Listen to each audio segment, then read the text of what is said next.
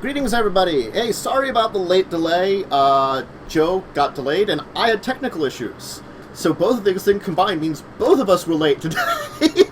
Yes. With our technical and late issues combined, we are Captain Lateness. Yeah. I don't know if he's our hero, though. I doubt he's our hero. Gonna take our depletion down to 0. God, I did Captain Planet. Yes, gonna take our time down to 0. There you go. Gonna take our time. Yes, less lightning floof. But anyway, so welcome to Discussing Tabletop. This is the show where me and Joe discuss tabletop news of the week. Pretty simple like that. A lot of role-playing stuff, some CCG stuff, and board games. You know, whatever. There's lots of stuff that comes out during the weeks. It's whatever looks cool and is interesting topics to talk about. So, anyway, how's your week been, Joe? It's been a week. It always seems to be a week. Yeah, it always seems to have something going on, and I agree with that. But yeah, we'll get into, or at least our tabletop of the week a little later on, as our docket of things today are, yes, as Lightning in our chat here in Twitch, if you're live with us on Twitch, would have noticed, Curse of Strahd Revamped is the first thing we're going to talk about. Then Gencon Online, we're going to talk a little bit on the Paizo side, in general, with the, and then, like, you know, there's a lot of deals going on, things like that. Gencon Online is going on now. Starfinder playtest, we're going to talk a little bit about that. Then there's X-Men Mutant Insurrection, a game coming out by Wizkids. Alien RPG Destroyer of Worlds, that's the Alien RPG book that allows you to play Space Marine. So I want to talk about that. Wizkids has announced Gatesamara, an interesting-looking board game that we'll talk a little bit about. And the final thing that we're going to discuss today is Star Trek Adventures has a Humble Bundle out. So I'm totally buying it. Yeah, I'm too. So we talked about the Pathfinder 2nd Edition Humble Bundle, which is still out now. This will be the Star Trek Adventures one. We'll discuss it at the end of the show before we go on to our regular segments. Let's start with this one, Curse of Strahd Revamped. So the thing is, it's a coffin components. Curse of Strahd, one of the most popular D&D role-playing games of all times, split into 3 parts. A 224-page, perfect bound adventure for characters of levels 1 to 10, a 20-page Creatures of Horror book of new monsters that appear in the adventure, an 8-page Toroka deck booklet. The thing I'm thinking about this is, like, in the original book, they kind of just had it open-ended. You know, it's sort of like, here's Barovia, here's what happens in Barovia. Maybe what they're trying to do is, because it was maybe a little too open-ended for a lot of people, they're at least structuring it like, here's Barovia, here's the things you really should check out first, here's the things you should check out second, here's the things you should check out third. That's the only thing I can think about. I'm curious as to how they're going to break it down in this, let me put up the image here of the little coffin thing that they're selling it in. But the coffin also has a cover street with Strahd Zorovich and his monster stats on the other side. 4-panel Dungeon Master screen, always cool. Double-sided poster map with the domain of Barovia and Castle Ravenloft on the other side. 45 foil stamped... 54. Oh, sorry, 54 Taroka Foil cards. stamped Taroka cards? It's their version of tarot cards. Yeah. Which help determine the hero's path going through the adventure. Well, that was one of those things, is that early on in the adventure, they're like, draw a bunch of tarot cards, you know? Which they gave... I remember. They gave dice rolling to figure out stuff, too, which I was happy about. Also, let's go to an evil temple and make lots and lots of packs. I mean, I will not stop you from doing that. I'll say it's become a horrible, horrible monster. I will say it's a bad idea, but I'm not going to stop you. There we go. How many packs did we make in that game? Too many. 12 postcards, 3 copies of 4 cards each, which you can invite your friends to the game. That's kind of interesting, too. I mean, it's... Like, this is not the first time that a company has done something like this. Like, I have to say, like, Pathfinder did Rides of the Rune Lords, an anniversary collection, in which they took all their adventures from the adventure path and put it together in one book with some updates. You know, they've done that with a few of their early adventure paths back in normal Pathfinder. And I can see this one being probably one of their most popular adventures, having, like, it's almost like a collector's edition, maybe with some small updates. It looks really cool. It looks really well done. And who doesn't need a coffin? Well, I'm curious then as to what Curse of Strahd originally said for layer levels is the only thing. Strahd. It's such a weird spelling, too. Curse of Strahd, which came out in, it's 2016 already. They do say it's a level 1 to 10. Okay, they do say it's level 1 to 10. Level 1 to 10. Yeah. I mean, I don't know. I want to kick Strahd's butt completely and be level 20. Nah, you have to use magic stuff on beat him up. The thing is, it is. Oh Jesus, that is not what it is twice the price of the normal book. Not to say that I don't know if the normal book is as available as it was before, but again, it comes in a big old. You're not getting just the book though either. Yeah, you're getting the book in a big old coffin. You have to consider that's like if the book is like this big, you have a coffin that's like the book is like this big. Let's draw back here. The coffin's like this big. I'm getting a little artifact. Well, not just that, but you're getting a coding error. The DM screen. You're getting the Creatures of Horror booklet. You're getting the deck. You're getting a printout of the map. You're getting a bunch of stuff. It's getting a little coding error there, and I don't know why, and I shouldn't. Maybe I'll have to talk with Lightning at some point about like messing around with some of my settings if the settings have gone bad or something for whatever reason. No, like it's not 3 books technically. It's still 1 book, but you have the. I mean, you do have the Creatures of Horror booklet, which is a small flip-through thing that gives an 8-page deck booklet. Yeah. It comes with the cover sheet with his stats on the back, the Dungeon Master screen, a big a double-sided poster map, basically a tarot deck that's special to this one, a box for it, and the postcards. Yeah. I mean, so like you're getting a lot of stuff.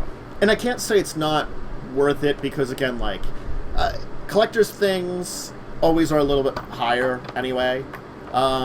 If you consider the books like $50, that's half the price there. Dungeon Master screens are like 10. Yeah. Poster map is in there, a tarot deck. You know, it's got a lot for it. I mean, hell, just for a good tarot deck, you could be spending easy $20. True. So, I mean, like, is it fully worth it? I don't know. There's probably a level of it that is production value. I'm going to say that, period. Because it isn't like a big coffin-shaped thing as on display here. I mean, yeah, you're adding the collector value to it, too. Yeah. So, like, it's still pretty cool. It's not, like, you're not, it's still pretty close monetarily, I'd say, for, like, what everything is in it, for the kind of prices you'd find for items. I think overall, if you're a big fan of especially this game, it's definitely worth it if you don't already have the book. I'm curious as if they've, like, updated the adventure at all, is the thing. Like, not like huge updates, but like little things here and there. Because again, like, it's 4 years on, and they're redoing the book. Is it like the entire adventure, or is it just like slight edits? Do they say somewhere? They just have the reveal and first look. Which I don't want to click on a video and watch it right now. Yeah. Because they're in the middle of the things. Probably minor balance tweaks, I'd assume at very least, and probably the latest printing or any of the errata they might put into it. Since it is a reprinting, they could probably add in some of the like errata that they've done over the years. Come on, I need your help. What's up? I need you to put back up my blanket. Your blanket? It keeps falling down. But Okay. let's see, minor balance tweaks, yeah. Yeah, Probably. why don't you talk about it for a second while I see if I can help my niece? Since I'm the only one around to help her right now. Womp womp. Okay. I would definitely say, Lightning, there's probably going to be some minor balance tweaks. There are probably, like Matt was saying, there will be some erratas. material put in and stuff. I don't think it's going to be a huge, overall change to the adventure. I think the Creatures of Horror little booklet is going to be a nice thing because you'll have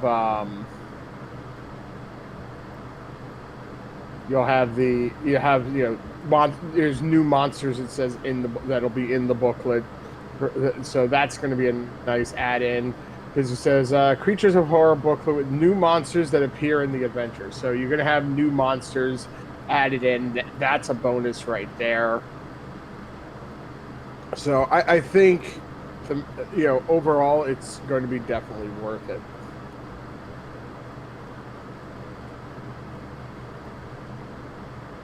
Yeah, exactly. But new stuff helps make it worth it. Make it different than just the normal. Oh, here's a box set. Just do a box set. It's adding value to the game and making it worth the purchase instead of just here's a collector's edition. Whee! But I think I would like to see it. I actually really liked Curse of Strahd. It was a lot of fun. Just don't go to the Dark Temple and make a lot of Dark Pack. Go back. Hey. Hello. I'm returned. Ah, God.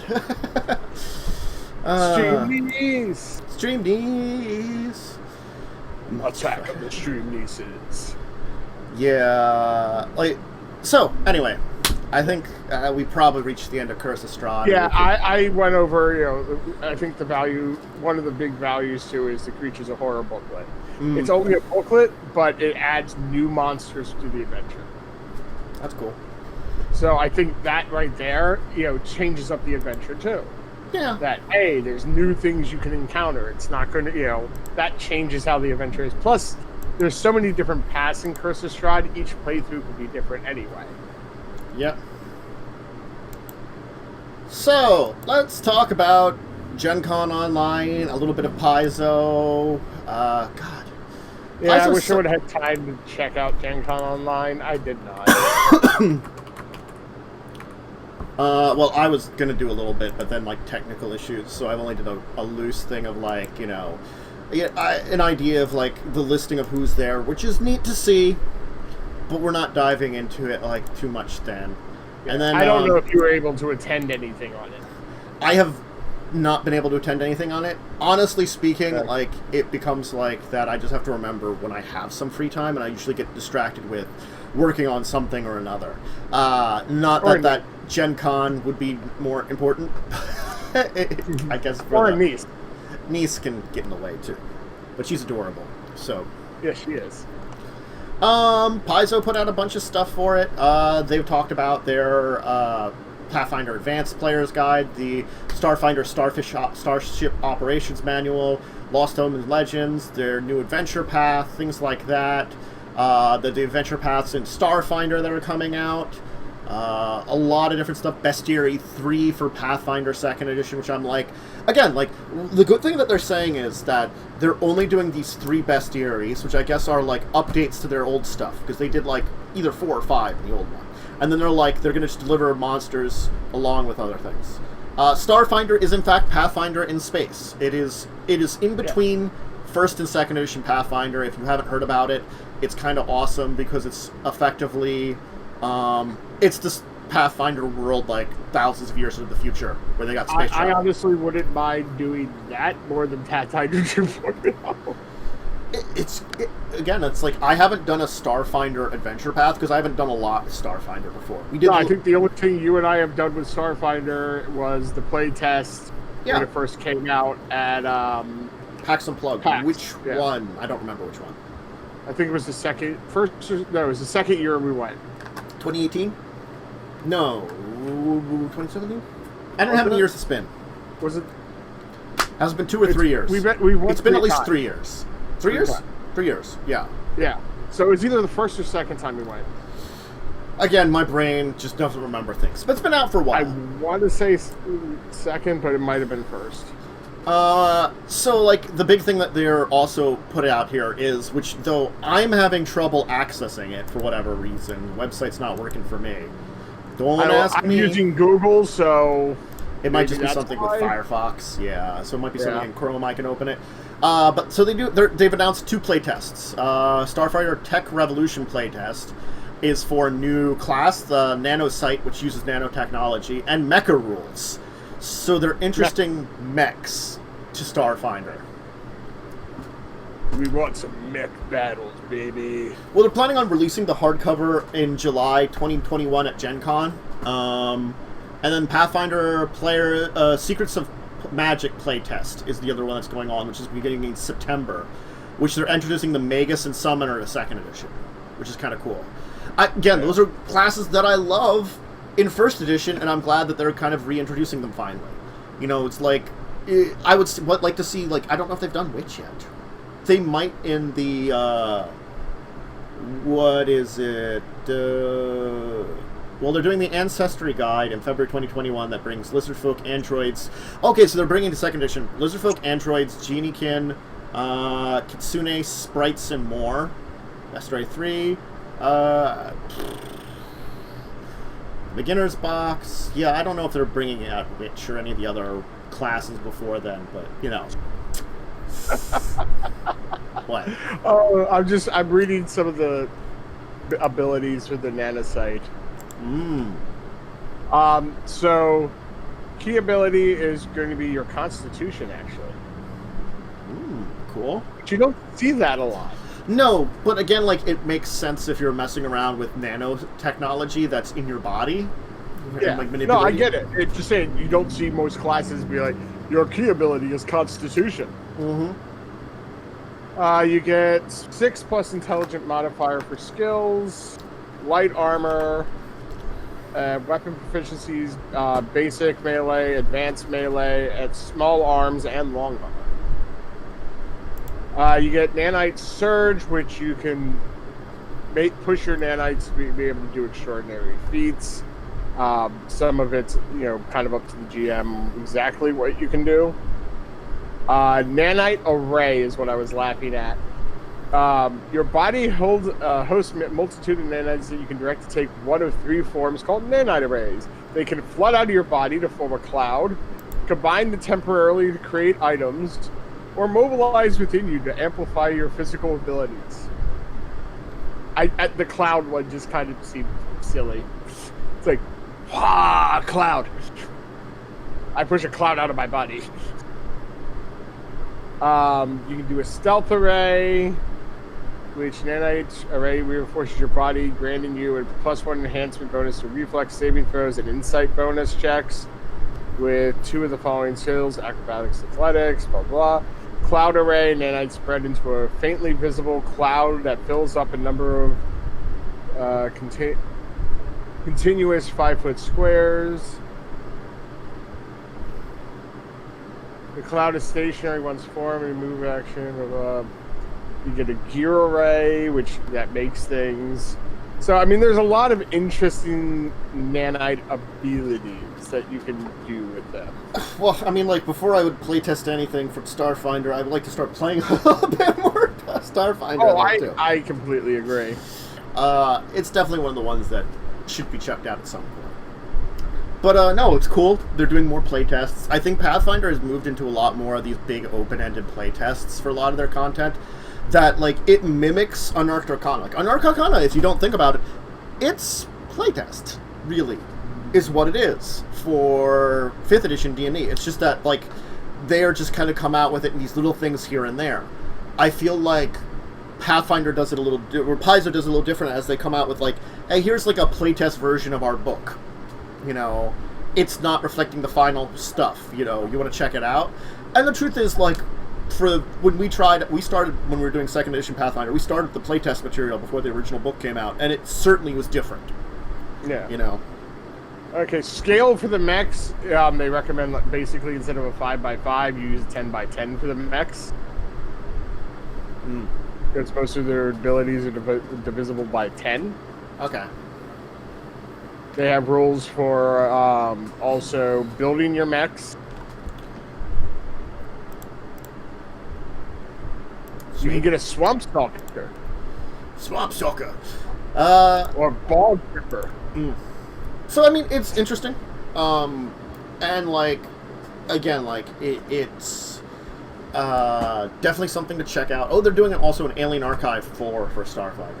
Well, I mean, again, let's like the original Pathfinder did like 4 or 5 bestiaries in its lifetime, and like I can see them doing like an alien version of a lot of stuff for that in Starfinder, and it's the same reason that like 2nd edition, they can't do that again. They can have like the core rules monsters in their first 4, and then on the extended ones in various places, probably adventure paths in various books that they are seeming appropriate to, things like that. But anyway, before we dive too deep into Pathfinder or Starfinder, just a final shout out. If you want to check it out, Gencon Online's going on now. Check out their website. They have streams going on for like things going on. It looks like they just finished up, because I'm on the Gencon Online site, the saving throw, doing Pirates of Salt Bay for it. But there's a lot of stuff to check out for it, and certainly go to places. A lot of stores, including Pathfinder, are having, and like, there was I could probably list like half a dozen groups that I'd seen that were having sales for Gencon Online. So you could go online and order some stuff. You know, might be good. What? Take 90 damage. No. So we should move on from. That's the high end of mech level 20 ability. 15d12. Want to talk about Marvel for a little bit? Sure. Comic books. I feel a little mutated today. Yeah, so it's X-Men Mutant Insurrection. So it's a board game. What technically looks more like a dice card game, but still, you know, it's the board game category. Yeah.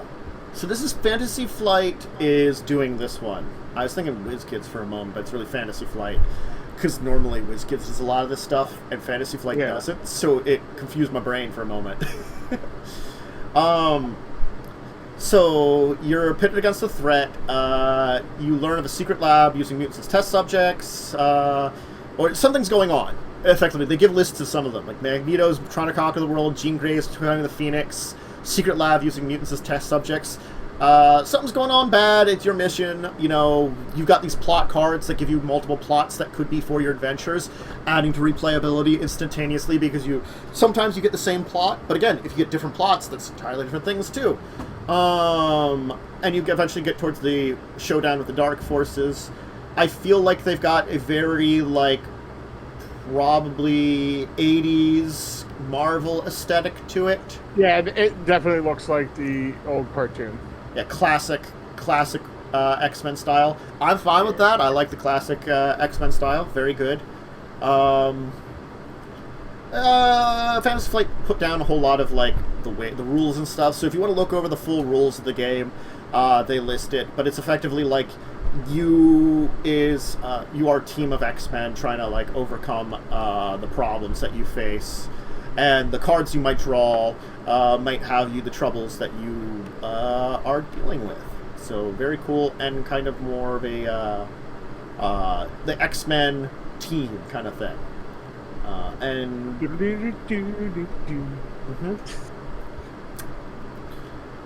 and they have the X-Jet. They do have because they had to sell it. They're also selling a game mat separately, so you can play with just your cards on the board.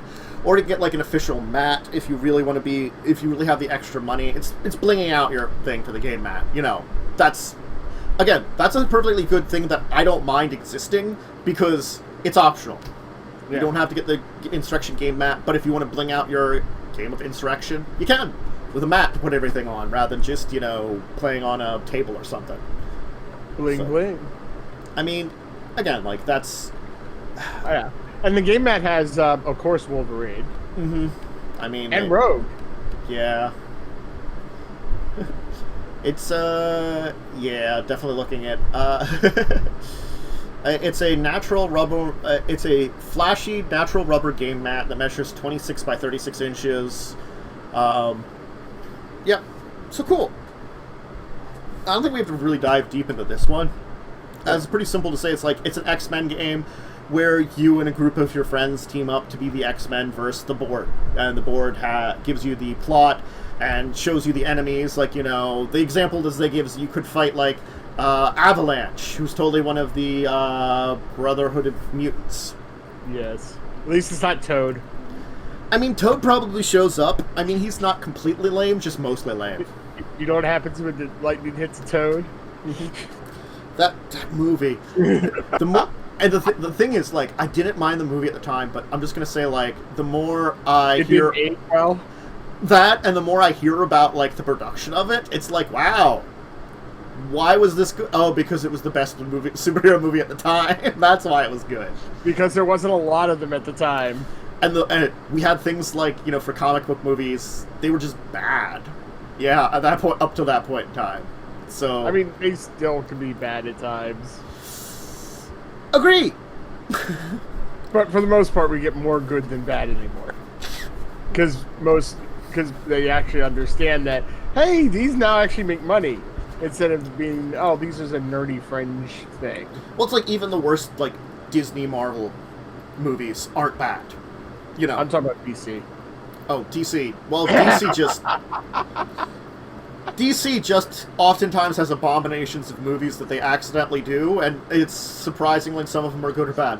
As someone that ended up I've been rewatching so many, like, random superhero movies along with the random movies I've been watching, and, like, the DC ones are just... Some are so much better than others. Yeah, some are really good, some are complete crap. I think if just, like, they're better than some, like, just a bad action movie, at least. You know, I'll say that. They're not the worst things. None of them are worse than the last, oh my god, my brain just died on the name. Mm-hmm. Fantastic Four. I mean, that was pretty bad. That was awful. Yeah. That was almost unwatchable. Or the last X-Men of either of the trilogies. Well, actually, one of them was a quad trilogy, technically.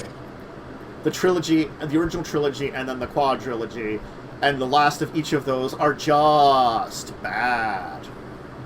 I agree with that with Lightning. Yeah, live action Last Airbender was very bad. So there are some really terrible movies out there that you shouldn't watch again. I mean, yes. Apocalypse was bad too, but like... Some are just so bad that they're actually slightly good for how bad they are. I'm not saying it's not on my DVR, but maybe Dark Phoenix has been on my DVR for months since it came out on HBO, and I just haven't gotten it in my soul to watch that. I watched it. I know. No. I know. But as, like, a fan of the genre and a true nerd, I have to suffer through it at least once, I know. Yeah. I mean, there's some that I just skipped, like Halle Berry's Catwoman. I saw it. It wasn't good. But I just skipped it. I'm like, no. Mm-hmm. I like Halle Berry, but I heard way too many things about him. Just like, no, this sounds horrible. Catwoman fit, but Catwoman makes you think DC, and it wasn't DC. It was something else. It was its own thing, you know. And that was the trick of it. It was its own thing that almost... I thought it advertised itself as, like, a, like, actual, like, spin-off movie. But it wasn't. It was just its own movie with Catwoman by name. Which, it was an appropriate name for the movie. It was just, like... It wasn't... It wasn't what they were trying to... Catwoman people were expecting. No. I think it was a trick, you know, in a way. And I don't... It wasn't a great movie on top of the trick. I think the trick made it worse, that you were expecting something else. But anyway, that's getting sidetracked there. But, you know, superhero movies, superhero board games. Yeah. But... Yeah. Anyway. Yes, anyway. Talking about genres and well, I mean, like, trilogies. Well, I mean, it was appropriate anyway that we talked about Halle Berry's Catwoman because she was Storm in the original X-Men trilogy. Well, yes, I know. I figured. But also talking about, you know, trilogies and stuff, that takes us to our next thing. Aliens. So... Alien. Alien. the Alien RPG, we talked a little bit about this, how they're doing a starter set, and again, starter sets, awesome. I think last time we talked about it, we dove deep into the entire thing of, like, talking about the starter set. Now they're really diving into their first book, which I think we really only mentioned a little bit of last time when we spoke of things, which is Destroyer of Worlds, which they've given more information about it now. It's kind of like its own adventure that you can kind of do, it sounds like. The thing is, you're taking on the role of Colonial Marines in it. And it's going to be September 8th. So this is the first time that we're actually getting, like, that role of, like... That's the thing is, like, I think the material up until now has been, like, you're playing Ripley in the first movie kind of stuff, It's a lot more that, like, tension. It's true sci-fi horror. Because, like, I feel like, the Aliens, the movie, which is a completely different genre movie, it's sci-fi horror action. They added action to it, and very well. Like if you look at the two movies, they're really great for different reasons.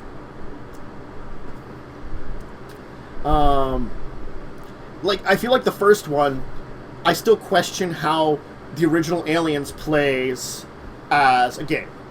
We haven't had a chance to sit down with the Alien RPG and really experiment with it and see how it plays. I feel like this is the one that when we look at it, we can see how this would play, Stuff is stalking you, might surprise you, you're dealing with attacks of creatures, it's light horror elements are easy to do in a RPG. You can have, like, spooky things where you're getting stalked by something, or you're getting, like, you're worried about something that's in the dark. And granted, like, when it attacks you, all-out battle, that, like, little light elements of, like, worry, which is kind of what Aliens, I feel, was, because it was like that you don't understand what's going on, you don't know what's going on, you're failing all your perception checks, they're, like, fully hidden wherever they are, they're launching their surprise on you, taking out a few of your, like, people almost, maybe, things like that. The light elements, those are easy to bring in, and I feel like that's why, like, when I'm looking at the Alien RPG, and I could say I can play a Colonial Marine now, I can grasp that concept a lot better.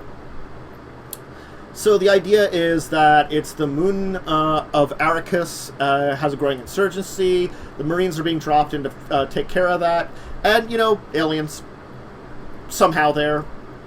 So the Destroyer World cinematic scenario comes in a box set including maps, handouts, and cards for fully immersive tabletop experience. So the thing is, it's like the starter set.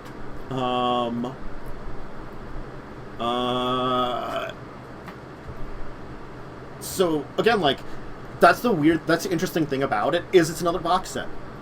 You know?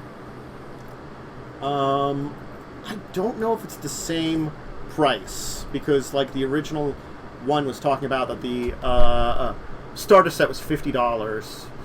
I'm guessing it's probably going to be a similar price to it, is all I can assume, just because it's another box set kind of thing with an adventure. So definitely cool. Yeah, no. Oh, no, it's priced at $30. So it's cheaper. Nice. I guess because it's, like, rather than, like, the starter set, which has technically should have a lot more to it, it's just, like, it's the adventure that you'd normally have in a book like a Curse of Strahd book, except they're putting it into a box set because it's got a lot of little, like, components to it that make it unique. It's like, it's maps, handouts, cards, the scenario itself. It's all broken down into, like, interactive material rather than just, like, a book, which I find fine. That's not a terrible thing. And again, like, the thing about it is it's technically an add-on adventure that it introduced playing as, like, a different type of character. So, also cool. I think Pathfinder does that a lot, that they introduce, like, stuff like this sometimes in their add-on material. like their adventures. They oftentimes will do it sometimes. Like some class things, spells, magic items, monsters are oftentimes introduced to their adventure paths.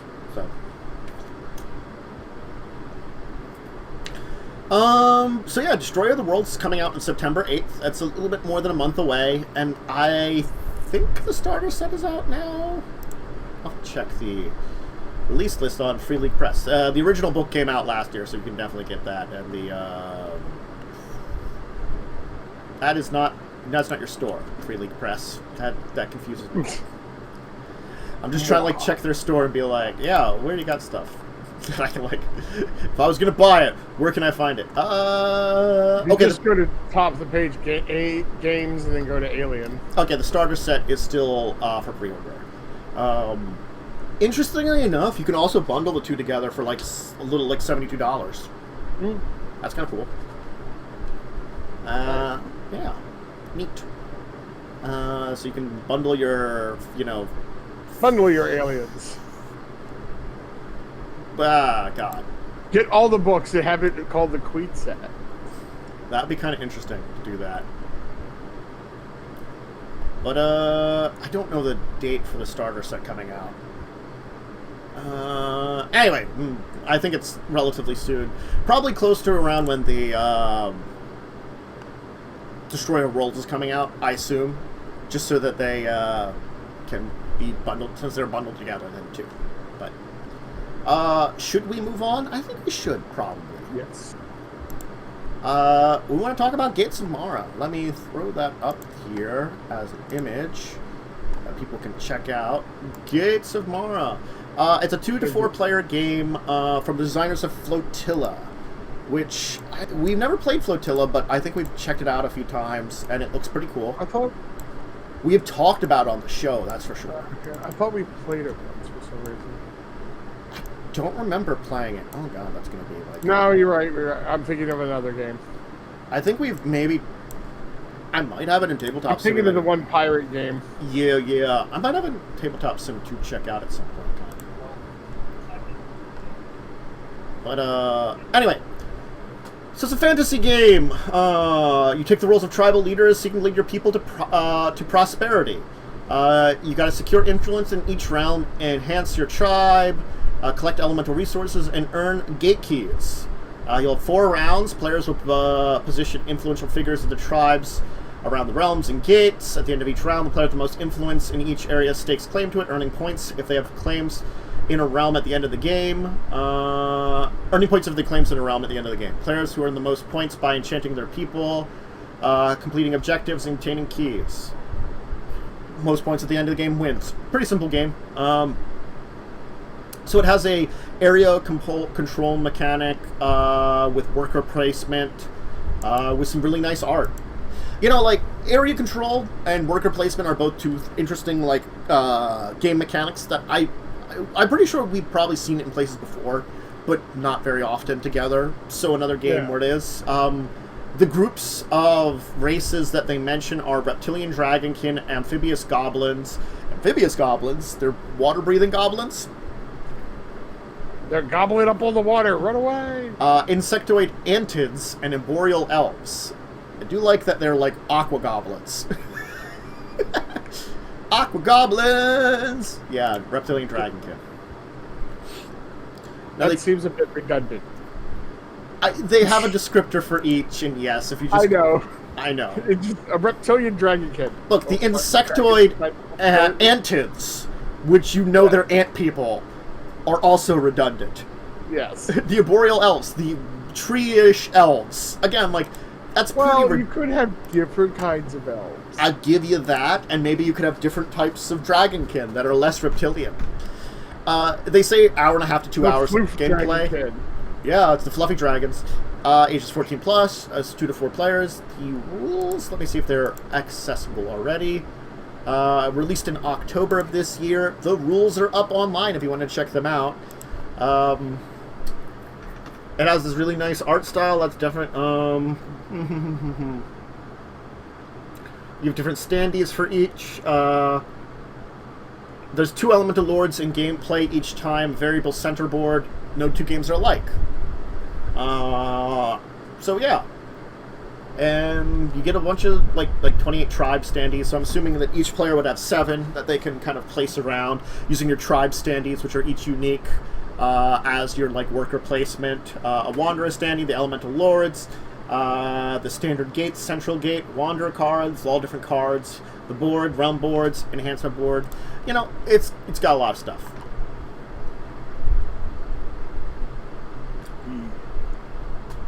And the art style does look really interesting. Yeah, antids. That's kind of cool that they're ant people. It's a relatively original race. Like, you hear dragonkin, elves, goblins, things like that, but ant people. Neat. Anything else I want to say about this game? Probably not. It's my, Looks interesting. Yeah. That's the big thing about it. It looked interesting, and I thought so that's why we should talk about it here and bring it to you guys. Noting that, like, you know, they haven't finalized everything for the game yet. Probably won't be until closer to October. Okay, and it's a big rule book, though. Because it is a 90 to 100 to, like, it is a hour and a half to 2 hour game, it's a big rule book. It's like 31 pages. Like, I'm seeing, like, they say, like, this is page 14 and 15, and they're two-sided. Oh, why did it open frickin'... No, it's 16 pages. It's just... Adobe in frickin' Firefox opened it real weird. The Antkeg were not the ant people you're thinking of. The Antkeg are the giant antlion monsters that exist. But there were ant people in 3rd edition, I agree. I remember them. Ant people. I would have to look up D&D 3rd ed ant people. Quickly, the ant people. Well, there were Formians. Oh yeah, that's probably what you're thinking of, is the Formian workers. I thought there was another one, too. But the Formians might be the ones that we're really thinking about. There might be another insect person that I'm not thinking of, too. But yeah, the Formian workers and stuff like that. The Formians were indeed one of the races. So, I don't know if they've been brought back for other editions since then. Good question, Brain. Have they been? I don't know. Do you know? No. Anyway. Now I'm talking myself and crazy. I mean, one of those things was already true anyway. Woohoo. 2nd and 3rd edition they had Formians. They haven't talked about them since 3rd edition. Well, 5th edition, now's your chance. Ant people. Bring them back. Let's talk about our last main topic for today, Star Trek Humble Bundle. So Star Trek Adventures, so just like Pathfinder did the other week, Humble's teamed up with Star Trek Adventures to bring you a Star Trek Adventures Humble Bundle with a lot of the PDFs. For $1, you get the next-gen characters, the original series character sheets, and the starter set. It's not bad for $1. For $8, it's got a PDF of the core book, the GM screen, the book, these are the voyages, the beta quadrant supplement, a couple of small supplements too, which I think are like adventures also. Oh yeah, I spent the $15 already. I was going to do that after the show. The $8 one also gives you, if you do want to imprint core book, you can get half off on it. So that's pretty good if you want a physical book too. And then the 15 gives you Operations, Command, Science Division books, the Alpha Quadrant book, the Strange New Worlds book, Deep Space Nine characters, Starfleet tiles, Klingon tiles, Voyager characters, and a bunch more adventures. Well, also the one thing you did leave out in the $8 was that you if you play Star Trek Online, you can get the original DS9 uniform and Elite Services starter pack for free. Yeah. Because I think that's like it's a free-to-play game that has, like, if you want to get more stuff in us, you pay money. Yeah. as a lot of them are in their model. Well, I think it's an MMO. Isn't Star Trek Online really like an MMO? I think I haven't played it. I know it's a story. Actually, I don't think it's MMO because I think it's story driven. I think it's more of an RPG. Yeah, I'm not sure myself. And Google's being very slow. I know they have different. They update plot points and stuff like that. So I don't think it's technically an MMO.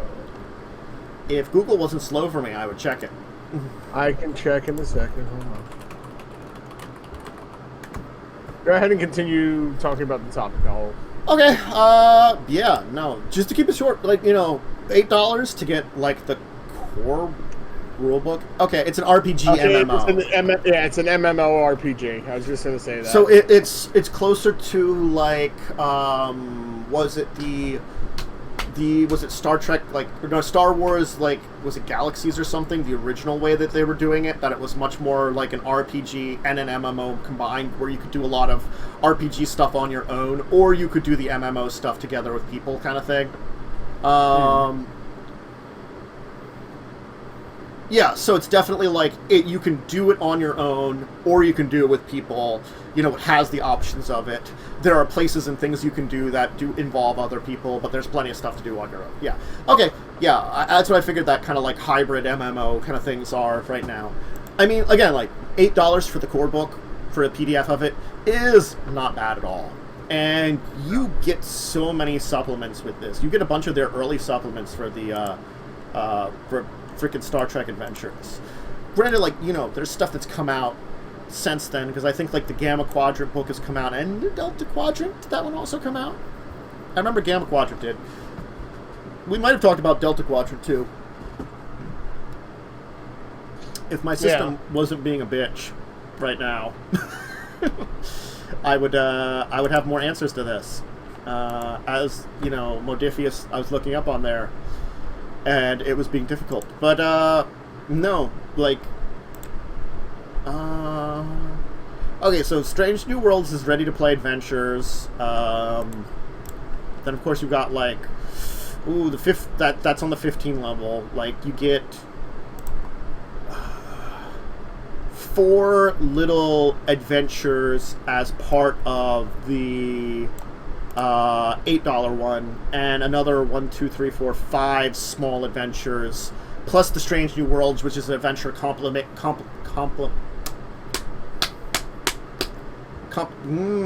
adventures group book. Group of adventures. Yes. Like Tales from the Yawning Portal.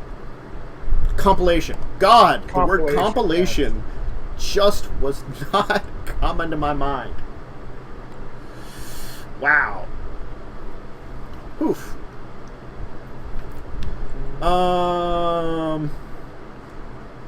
Yeah, I'm just checking it. So yeah, so there's a couple of source book, the newer source books they haven't put out yet. Whatever, it's great that they have them. Do they have These Are the Voyages as part of it? Is that the... Yeah, These Are the Voyages is their first compilation of adventures. Strange New Worlds was their second one. Yeah. Mm-hmm. It gives you most of the stuff. I mean, other than Delta Quadrant, and a few other things, I think Delta Quadrant is the big one, and Gamma Quadrant. They have, a lot of the stuff. Where the frick is that? And they don't have the Klingon one. Well, that's the newest one, the Klingon book. Yeah. So, I can't... Oh, I know. I can't fault them for not having that. I mean, they have so much stuff. I know. I'm just saying.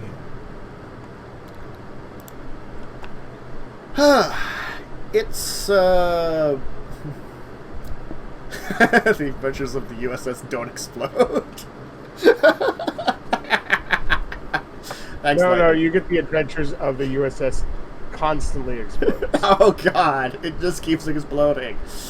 It's oh god, that one episode where they got in the time loop.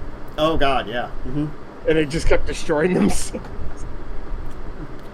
So I mean, like, you're literally missing like 3 books out of all the Star Trek Adventures stuff. So this is really good for getting a lot of stuff.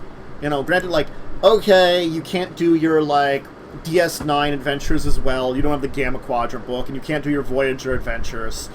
But still, you got all the rest of them. It's a good compilation. If you want, and like, for mine and Joe's experience with Star Trek Adventures, we love it. Oh yeah, it's fucking awesome. It's a really fun system. Sorry. I want to do more about Sorry it. for the language. No, it's fine. You know, I've got mild language warning on all of my videos. When I self-rate on YouTube, because they chose me for self-rating, it's like, mild language! Occasional curse words. I'm like, yeah, that's us. We're not swearing like sailors, but some things come out here and there. Yeah, we're not angels. Angels. Only if we hang out with Buffy. I'm definitely not that angel. If I'm going to be a character for Buffy, I'd so much rather be Spike. Uh-huh. Because he was 10 times cooler. Uh-huh. He was not a wet blanket.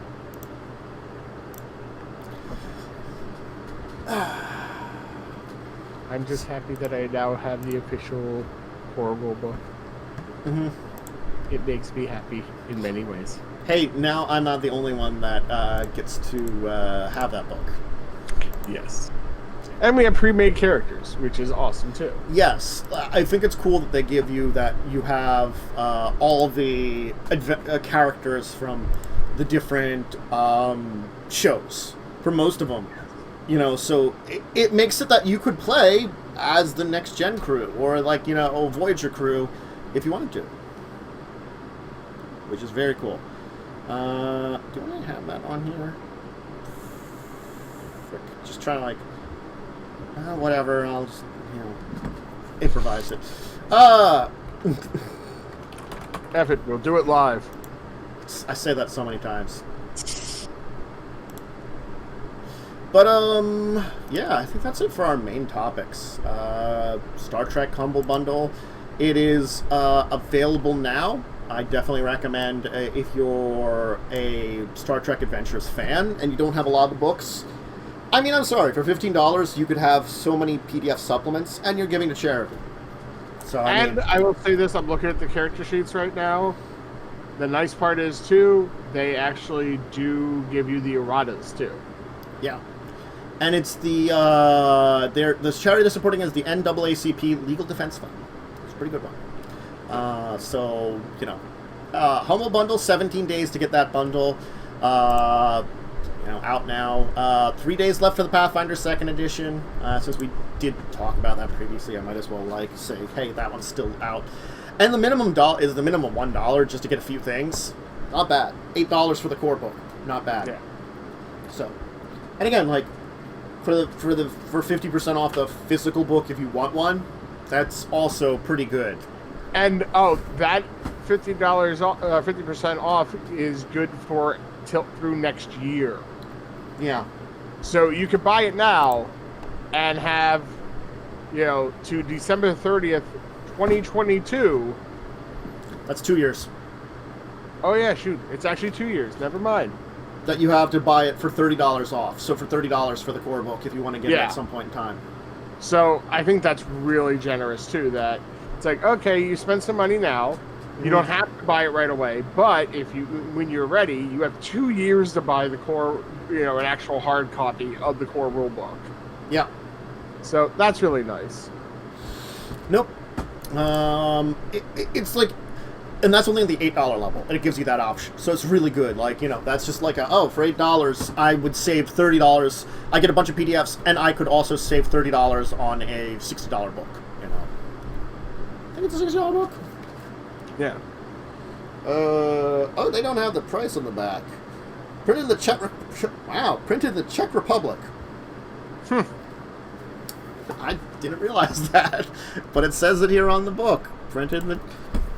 It's backwards, but it says printed in the Czech Republic. It's reversed, but. Huh. I guess because Modiphius is like. Isn't it like Swedish or something, or Finnish I know or it's Norse? European. I thought it was like Norse, one of the Norse countries. Aren't they still part of Europe? Yes, but I was saying like it. I'm just saying. I know they're Yeah. they're Europeans. It wouldn't Yeah, be yeah. surprising that they use different countries in Europe. Let's see, modifius.net. It's based in London. Okay. It says headquarters is in London, but I don't know if it was originally founded somewhere else. Yeah. I don't know. I guess it's a London-based group. They just have a really funny name. Modifius. They just have a really, really funny name that does not sound like it's British. Modifius. I know. Modifius. Anyway, we should probably move on to our regular segments. Oh no. Because they're regular. So we have a number of segments that we have every week when we talk about various topics. Just to like finish off our show. And deeper discussions is our first one, where we talk about what we did this week. You want to lead us off with our regular segments, Lightning. You want to lead us off with Grinding Gears? Sure. So we had Grinding Gears last week. You guys finished up on the Baby World Turtle. Yep. Got your big payday. It was pretty big. Large amounts of metal. I have no idea what we're going to spend it on. We've reached that point in time where we have a bunch of money, but we're like, Ship well, stuff. I guess ship There's stuff a is lot of ship stuff that you guys want and need. well, I think it's less want in a lot of ways and more need, because especially if we get into trouble with like the Mistress's forces, we should have at least a decent ship. We have right now like a stripped down ship, so we're not even like our normal level of our ship that we would normally have. We have the stripped down piece of crap. Yes. So you finish up with that. You also got some magical items. Two of you got some elven chain shirts, and then you launched back into space to go back to see the wizard, the wonderful Wizard of Crid. Is it? Yes. It was Crid, yes. Who likes to morph different creatures with animals. Because you got some presents for him, and you want to check up on your kinda relation. Yeah. The other Warforged that's being regrown. Yeah. And then you guys found a ship that looked pretty destroyed, just floating in space. I went to investigate it. Oh yeah. And it's haunted. Very It's haunted. A ship. It sucks.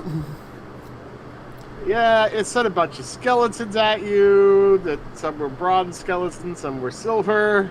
Things happened. And some of you almost died. Things But you happen. managed to defeat them. Sure, things happen.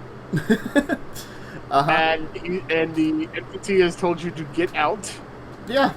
And we left it at there, where you guys are probably going to leave that ship alone. Yeah, probably. Well, it depends on what Rimby wants to do, really. I mean, Rimby is insane and would lead us into very dangerous areas, and we usually follow less that because he's our leader and more because we want to make sure he keeps safe. Because he does dangerous and stupid things. But, we'll see what Rimby decides. That's probably dangerous and stupid. Then on Monday, we did character creation for a new Pathfinder 2nd Edition game where I'm a player, and another one of our friends that was originally a player in the game I had been running for 2nd Edition now is in charge. Yes. And you're playing a lizard folk. I'm playing a lizard folk bard. Yep. I'm gonna have a drum. Yes. I'm gonna enjoy the drum. I'm gonna tell stories of my tribe. My people. I'm one of the cliff walkers, so I have climb speed stuff. Are you sure you don't want a steel drum? No, that would just be silly. I'm not tropical. And I'm going to be a goblin alchemist. Surprise, surprise, another small creature for me. I'm completely average. Oh, yeah. Your stats are 12, 12, 12, 12, 12, 18. I still speak like your average goblin, but I have an 18 intelligence. Yes, but I love how my stats ended up. It just ended up that way by chance. Like, a lot of stuff was giving bonuses in various areas, and I'm like, well, like, you know, as a bard, Dex and Con would probably be very good. So I put up, like, 2 in each of them, and they're like, well, everything's 12 now. Because intelligence was helpful, too, so I kept putting intelligence bonuses wherever I could into that, and charisma wherever I could put it there. And so it just ended up, you know, like that. And interesting. Yeah, my stats are a little better than that. I cannot remember them off the top of my head like Thing that. is, just like me, they add up to a bonus of 18 over 10. Well, it's 18 over 78. All of them will add up to 78. I'll tell you in a second what I ended up with. But I'm just saying, like, they all end up adding up to 78. Because yeah. I mean, because we're using the standard array. Yeah. Charles. Oh yeah, my name is Charles. I have malaria. I have a very Listrophy sounding name. I can't remember what it is. 10, 16, 12, 18, 10, 12. I mean, you know, again, 12s and 18. Yeah, I mean, I have some 10s, so you're a little better in a couple of areas than I am. Yep. Anyway, so then we, sure, Char like Char from Gundam. Tuesday stuff. Then it comes into Tuesday stuff, which both actually got canceled. Oh. Yes. The thing about them both is that they got canceled because Jess had some stuff to do related to previous death. They're basically, you know, real life happened. Her aunt had died previously, which had canceled the previous week, and they were spreading her ashes. And she didn't think she was going to be emotionally in a situation for joining us, and I'm like, that's fine. And I talked to everybody. We could have probably played both of them without her, but everybody agreed, like, you know, we can wait. We can wait. Then on Thursday. we also had Wednesday, where I did original Pathfinder, and they dealt with the burning town hall, which took 2 hours for them to resolve. But they managed to, I think, save everybody. I don't think anybody died. A lot of people set on fire, but no one died. So good on them. And they managed to get the fire under control with a lot of help. And then the towns basically hired them on to be the people that solve all the problems in town. And then Team Floof did carry the win because they figured out that one of the people might be behind stuff in town. And so the fox began to torment the man until he went at night and started doing, like, evil stuff. And he was like, oh, God, he's probably possessed. But now they managed to capture him. The possessed guy. And they're talking like, maybe next time we should go to Harrowstone. That seems like a great idea. So it's going to be their first trip to Harrowstone. We'll see how that goes. Distribute. Mm-hmm. And then we had Thursday, in which you took the last remaining guy that was alive, and the armadillo, which was technically a guy turned into an armadillo, sent the armadillo back to your caravan with a couple of your people, like Wintress, who wasn't there to start with. You went to where he was hiding treasure. You went and got said treasure after you got a lot of treasure. Uh-huh. Unfortunately, the jerk collapsed the easy exit. Well, yeah! He didn't want you to follow him through the secret exit out. Technically, he actually set a trap at the end that would have impaled all of you, but the homunculus turned that off and no one realized that's what he was saying. Ah. He had set something that there would have been spikes at the end of the, the Goonies thing. But none of you figured that out, and the homunculus can't communicate, so none of you actually know about that. As far as you know, he got rid of the easy escape and just left you in the trap hallway, which he didn't turn off then. He did say he was going to turn it off. He was like, there's a lot of traps in that hallway. He's like, I'll totally turn it off. He didn't. Yeah, well, also... He did mention he's going to take the emergency escape. He did actually mention that he was going to escape in a secret way. You know? Yes. But also, our barbarian wasn't very smart and just decided, I'm just going to walk through all of them. I mean, she was also really angry and... just, Yeah, I know. But it was just like, that's a bad idea! Yeah. Yeah. It was a very bad idea. Uh-huh. But still. It happens. It happens. She technically survived. Pushed onwards. Yes. Well, she dropped and got back up. Oh yeah, and eventually they did make her way to the Airy, the layer of the hockey, to like make a deal with them to trade the other guy because he was technically a traitor to them, that had basically like repelled against them and became a marauder with his group. Seems like their group wanted to steal a bunch of money and then probably leave the area just to make sure they wouldn't be hunted down, but had to get money first. And effectively, they were probably pretty close to having enough. But the guy took as much as he could take. You don't know how much he took or what he took. He took his... We totally wish we could have impaled that bastard. Well, I mean, his friend got totally, like, super both eaten alive and drawn and quartered. It was kind of awful. Yeah, well, that I was not a fan of, no. My character was... It was just like, no, not watching this. Well, the thing is, it was supposed to be that, like, their punishment was extreme, you know. Oh, I get it. But when you have, like, with me, that my character, his creation was torture. Mm-hmm. How many different people, it's not exactly something he wants to watch. Killing something and then prolonging a death are two different things. Yep. I think Carrie was right there with me. The only person who seemed to be like not fazed by it was Wintress. I think because it's not that... I think she just looked at it very cut and dry, is the way that she was looking at it. I get it, but it was just kind of funny. It's like the most innocent was just like, yeah, whatever. Yeah.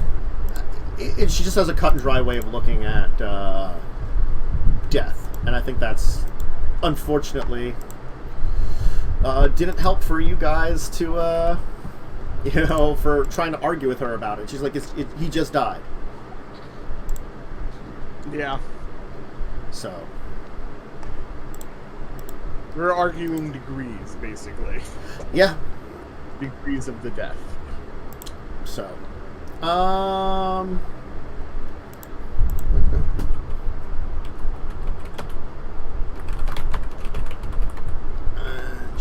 think that's... Well, I mean, you had your Friday stuff. But that's not tabletop related. I'm just trying to think if there was anything else. I think that's tabletop related for our normal list.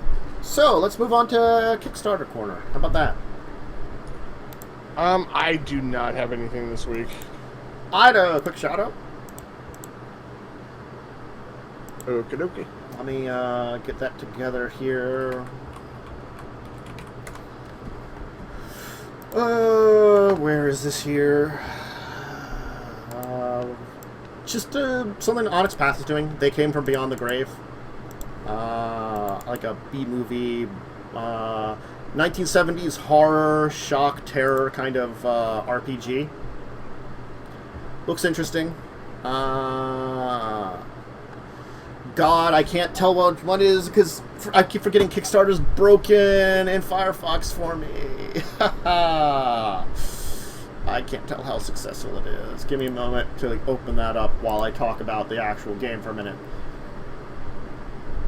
Okay. So it's going to be drama, horrifying tabletop role-playing game. It's supposed to have shock horror and humor of the 1970s horror.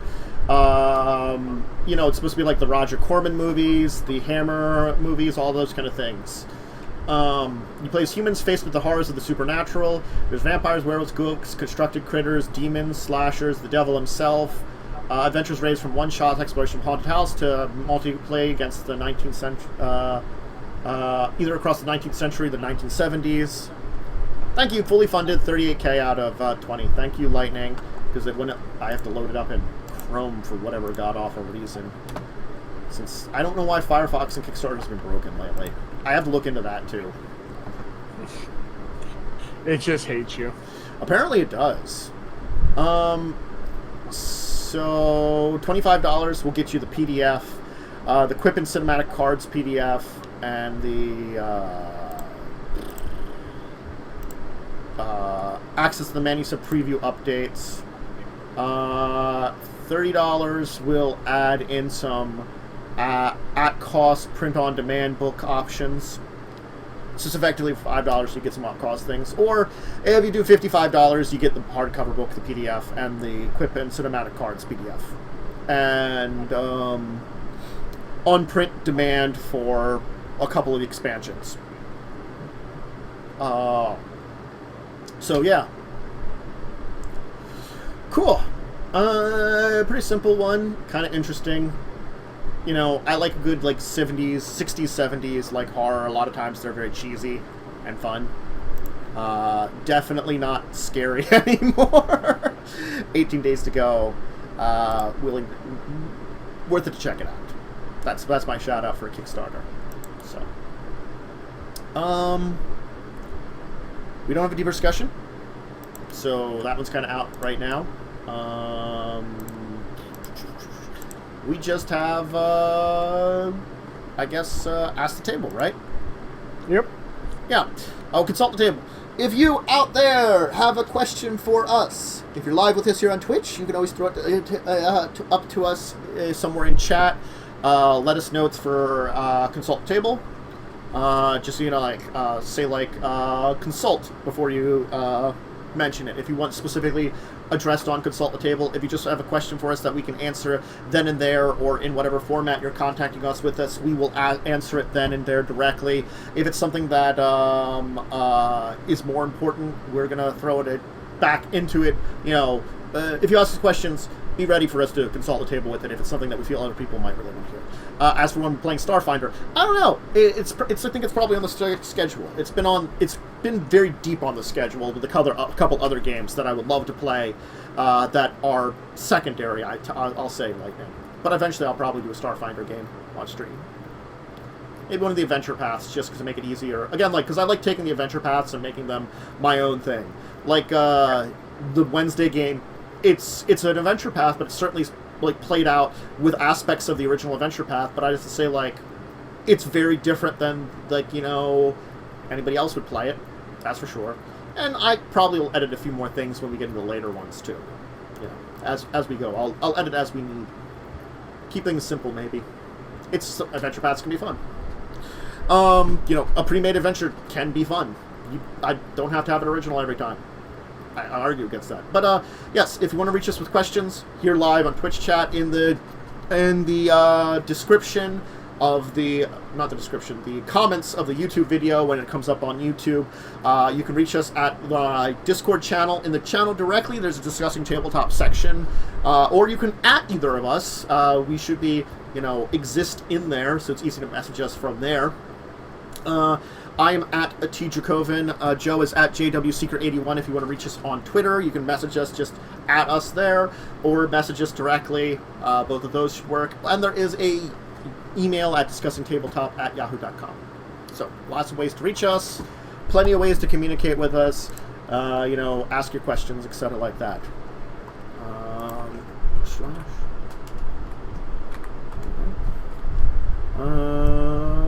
Give me a second here.